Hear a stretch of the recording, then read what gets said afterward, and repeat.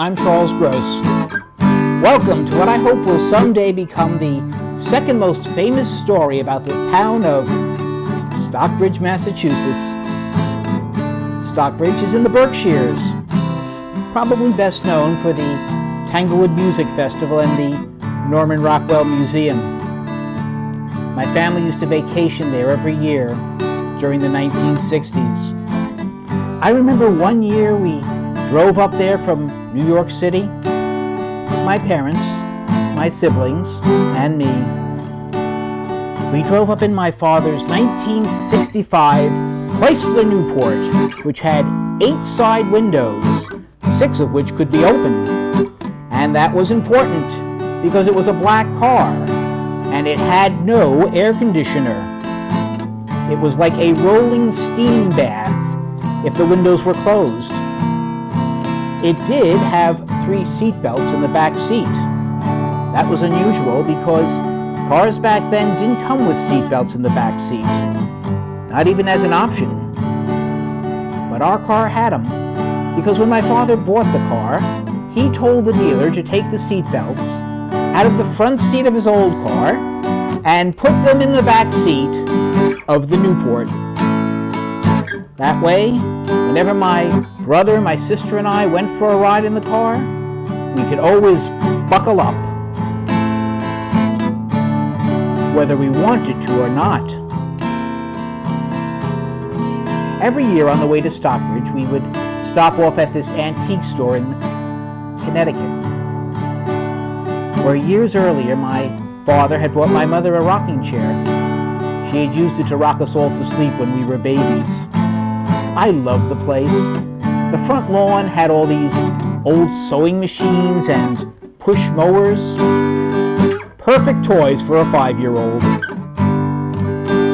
That year we had rented a cottage from the local undertaker in Stockbridge by the name of Mr. Harvey.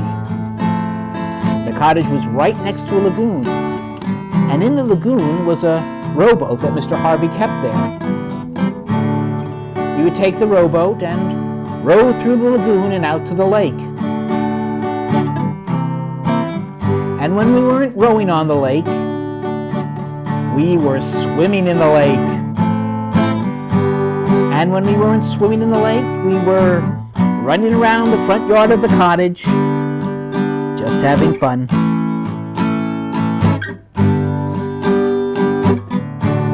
Our neighbors were the Steins. They had a motorboat, and they invited my parents to come water skiing. I was too young to go water skiing, so they attached a towboard to the boat, and my father and I climbed on it. The motorboat took off. 5 seconds later, my father and I fell off the towboard and into the lake. Splash. Fortunately, we both knew how to swim and we were both wearing life jackets. It was kind of fun now that I think about it, but we never tried it again. We had rented the cottage from Mr. Harvey for a month, but my father had to go back to New York City to go to work after 2 weeks. That meant, except for weekends, my mother was going to be alone in the cottage with 3 small children. And the cottage did not have a telephone. My mother did not want to be left alone in a cottage with 3 small children and no telephone, so we used a neighbor's phone to call the telephone company. The next day, they arrived with a big truck. And on the back of the truck was a telephone pole and this huge drill. They took the drill and they drilled this large hole right across the road from the cottage. And they took the telephone pole and put it in the hole. And they took the pole in the hole and connected it to the cottage so that my mother could have her telephone for 2 whole weeks. Flash forward 40 years, and I'm driving through the Berkshires with my wife and my small children in a 2001 Toyota Avalon. That car had 6 side windows, 4 of which could be open, but seldom were because this car had an air conditioner. And 3 seat belts in the back seat. Standard. As we were driving through Stockbridge, I thought it would be fun to show my wife and children the Harvey cottage that we had stayed in so many years ago. There was only one problem. I had no idea where it was. But I figured Stockbridge is a small town. There's got to be someone there who remembers Mr. Harvey. So I went to the town hall, and sure enough, there were people there who remembered him. They couldn't tell me exactly where the cottage was, but they could point me in the general vicinity. So we drove to the general vicinity. There were a lot of cottages in that general vicinity. I didn't know which way to turn. Then I remembered that the Harvey cottage was next to a lagoon. So I found the lagoon, and there, surrounded by all these newly built McMansions, was the Harvey cottage. Except for a paint job, it hadn't changed a bit. I knocked on the front door. There were people living there. They let us in. They were so nice. They showed us around the place. It was like stepping back 40 years in time. I went out of the cottage and across the road, and there, covered by vines and trees, was the telephone pole. Still in the hole, still connected to the cottage after all these years. So I guess you sometimes can go home again, even if it was only your home for 1 month 40 years ago.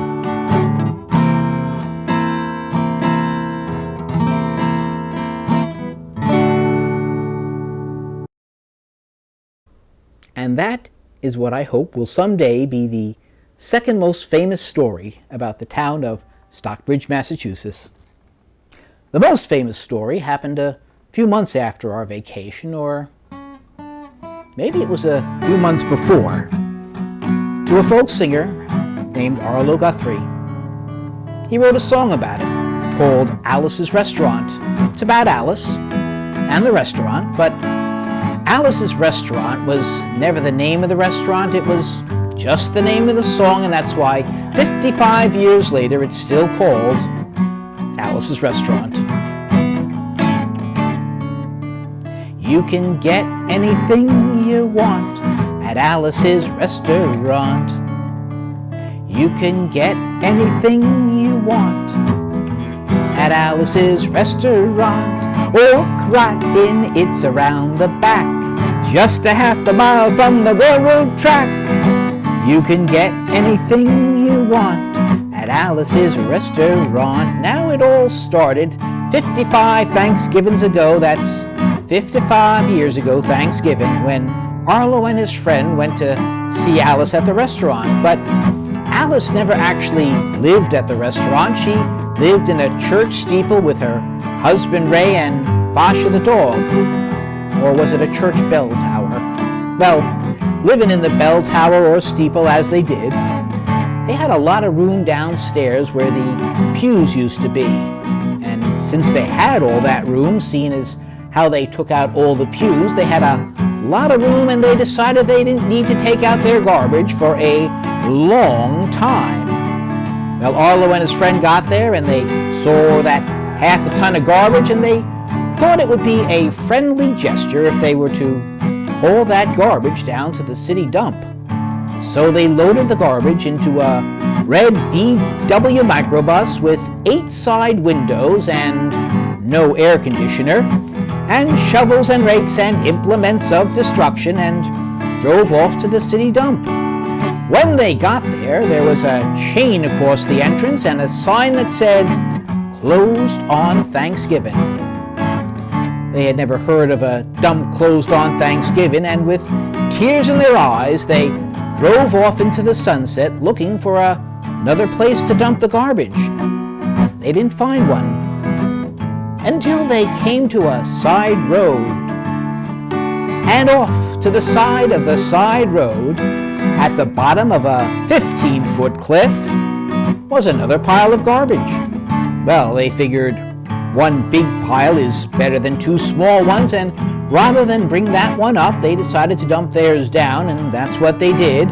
Drove back to the church, had a Thanksgiving dinner that couldn't be beat, went to bed, and didn't get up until the next morning when they got a phone call from Officer Obie. He said, "Kid, found your name on an envelope at the bottom of a ton of garbage, and I just wanted to know if you knew anything about it." Arlo answered, "Yes, sir, Officer Obie, I cannot tell a lie. I put that envelope under the garbage." Well, they spoke for 20 minutes, and the truth of the matter came up, and Obie said that they'd have to go and clean up the garbage, and that they'd have to come and see him at the police officer station. So they climbed into the red VW microbus with 8 side windows and the shovels and rakes and implements of destruction and drove off to the police officer station. Now, folks, there was only one of two things that Obie could have done when they arrived. Well, the first was he could have given them a medal for being so brave and honest on the telephone, which was unlikely, and they didn't expect it. The second was he could have bawled them out and told them never to be seen hauling garbage in this vicinity again, which was extremely likely and exactly what they expected. But when they got to the police officer station, there was a third option they had not considered. And they were both arrested, handcuffed. And Arlo said, "Obie, I don't see how I'm supposed to clean up the garbage with these handcuffs on." Obie said, "Shut up, kid. Get in the back of the patrol car." Well, that's what they did, and they drove off to the scene of the crime. I need to tell you a little more about the town of Stockbridge, Massachusetts. They have 5 stop signs, 3 police officers, and 1 police car. But when they got to the scene of the crime, there were 5 police officers and 3 police cars, this being the biggest crime in the last half century, and everybody wanted to get in on the newspaper story about it. They were using up all sorts of cop equipment they had lying around the police officer station. They were taking fingerprints, plaster footprints, dog sniffing prints, and they took 27 8x10 color glossy photos with circles and arrows and a paragraph on the back of each one explaining what each one was to be used as evidence against them. They photographed the entrance, the escape, the northeast corner, the southeast corner, and, well, don't get me started on the aerial photography. After all that hullabaloo, they went back to the jail, and Obie said he was going to put him in the cell. He said, "Kid, I'm going to put you in the cell. I want your wallet and your belt."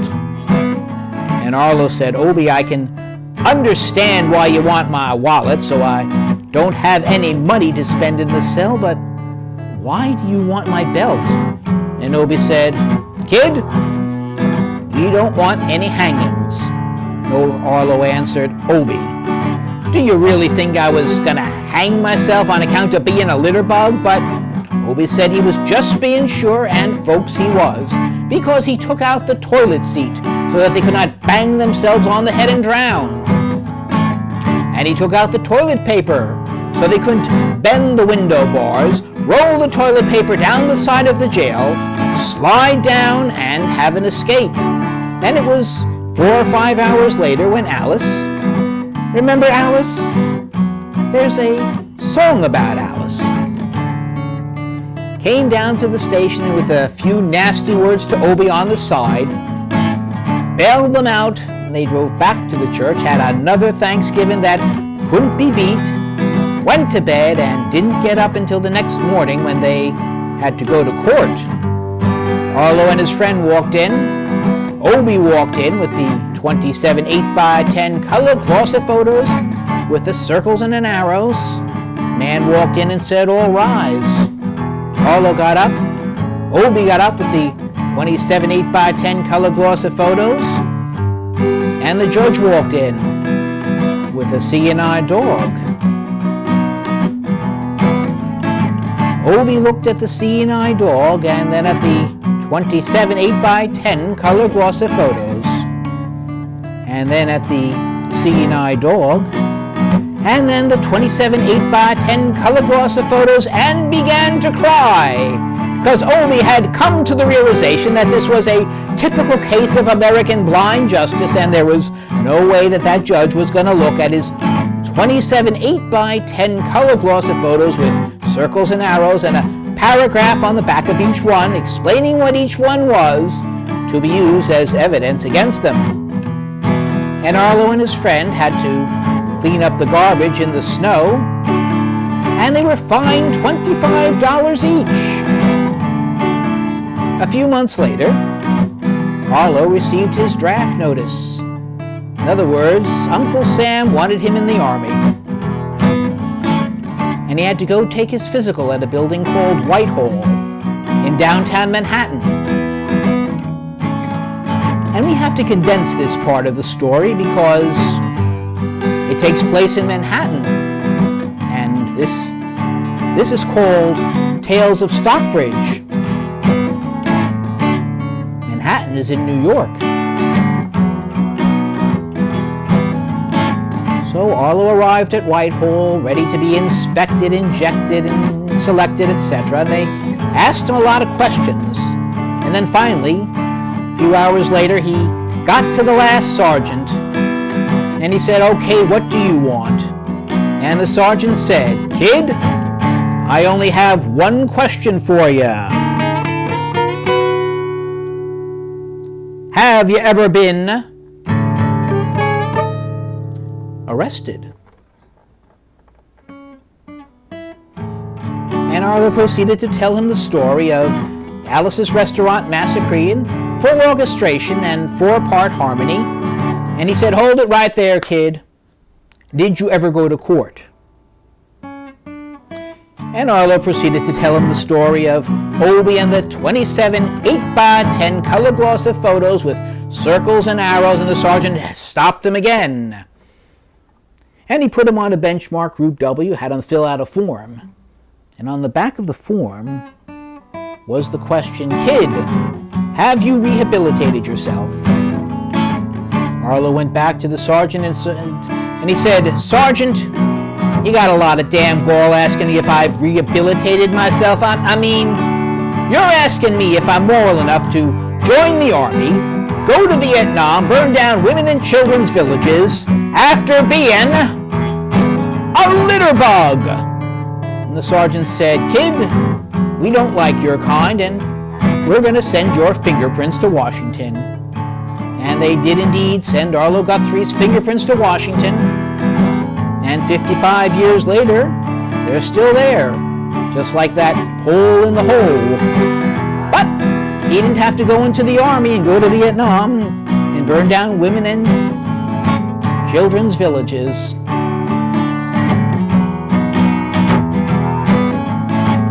I think Arlo came out ahead.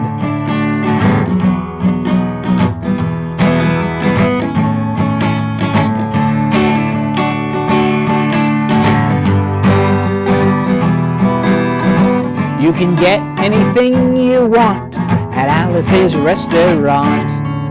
You know, when Alice's Restaurant first came out, people thought it was an anti-war song. It's not. It's really an anti-stupidity song. An anti-stupidity song, yeah.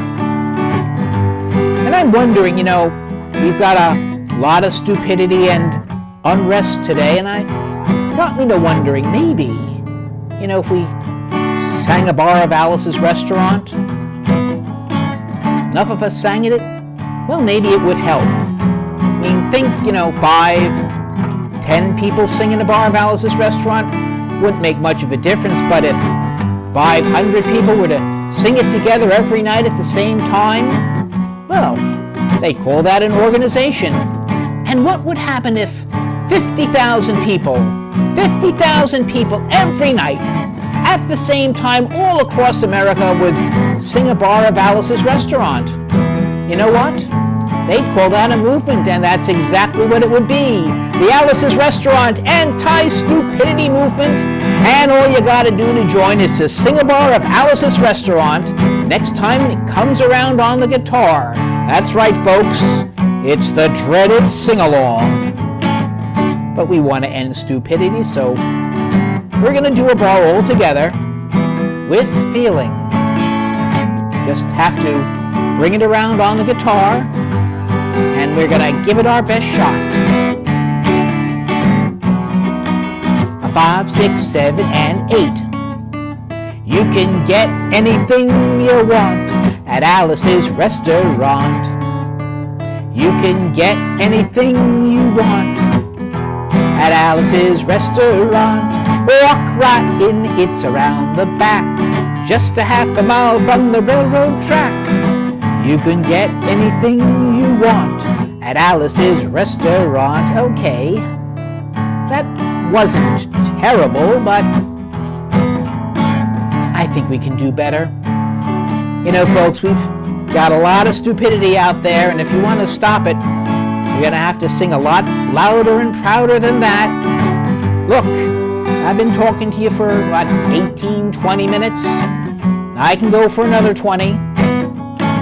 I'm not proud or tired, and let's face it, everything's closed, so I've got nowhere else to go. So why don't we try one more round of Alice's Restaurant? We'll make it our big finish. 4-part harmony and, of course, feeling. Time to end stupidity. 5, 6, 7, and 8. You can have anything you want at Alice's Restaurant, except in Alice. You can have anything you want at Alice's Restaurant. Walk right in, it's around the back, just a half a mile from the railroad track.